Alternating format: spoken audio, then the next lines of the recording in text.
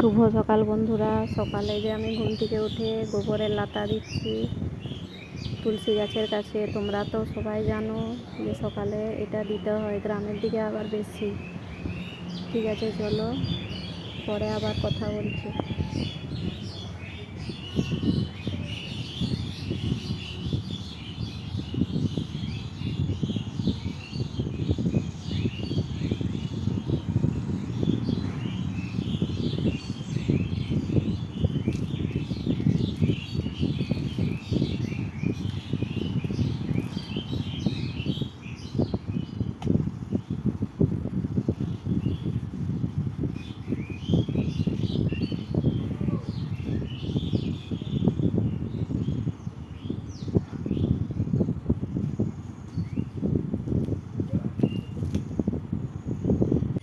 বাইরে লাতা টাতা দিয়ে এসে যে আমি রাত্রের বাসন ছিল সেগুলো বার করে দিচ্ছি। বৌমা এসে ধুবে, আমার তো স্কুল আছে, স্কুলে যেতে হবে। ঠিক আছে, চলো বিছানাটা তুলি, তারপর বাইক ঝাড় দিব, চা খাবো, নিজে স্কুলের জন্য রেডি হব।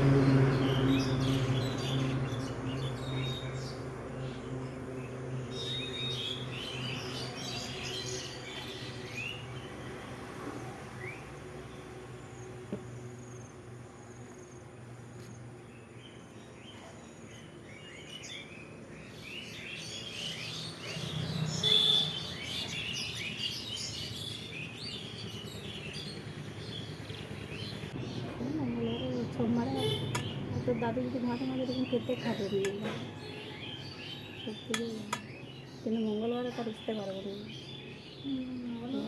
পূজা হতে তো 8টা, ওইখানে 8টা বেজে যাবে, 8টা 8:30 বেজে যাবে পূজা হতে।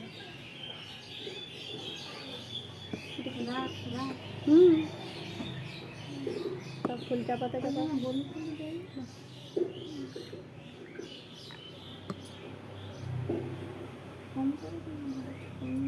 এর কাপটা দেখাচ্ছে এরকম। আমাকে কেন কাল থেকে ভালো খেতে মনে খিদে আটা কতটা চা খাবো, ঘুরে এসে খাবো তাহলে।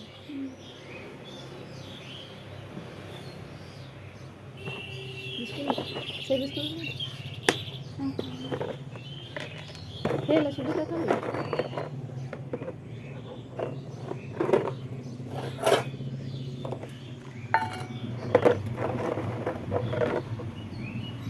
কোনটা উঠবে, বতকে উঠাতে উঠবে,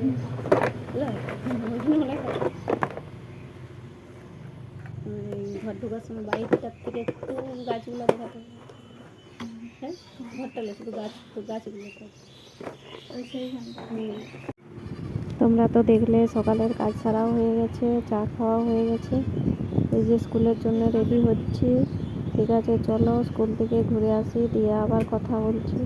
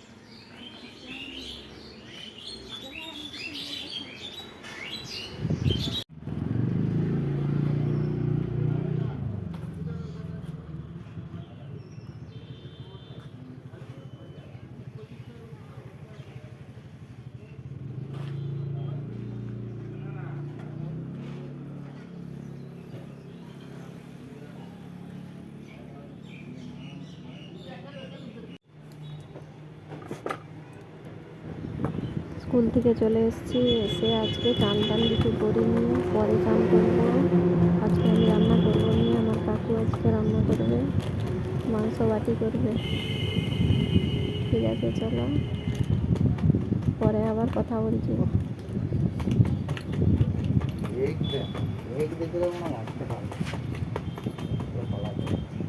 তোমাকে আসতে বললো? তো তো ভালো ছিলে। মাংস বাটি, করলা ভাজা, মাংস বাটি খেয়েছো কোনোদিন?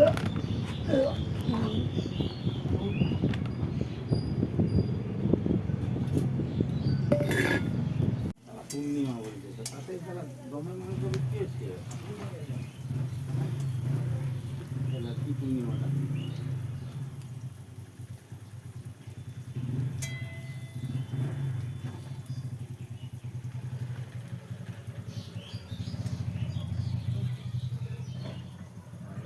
এই যে মাংস বাটি রেডি করছে, সব কিছু মশলা দিয়ে, আদা রসুন জিরা ধনা গুঁড়া তেল পেঁয়াজ সব কিছু দিয়ে। দেখো এই যে মাংস বাটি রেডি হয়ে গেছে। মাংসটা একটু ছোট ছোট করে কেটে, তোমাদেরকে তো বললাম যে সব কিছু মশলা দিয়ে দেওয়া হয়েছে, তেলটাও একটু বেশি করেই দিতে হবে। আমি এই বসিয়ে দিচ্ছি, সব রেডি করে দিয়েছিল কাকু। এই যে দেখো মাংস বাটি রেডি হয়ে গেছে। ঠিক আছে, চলো।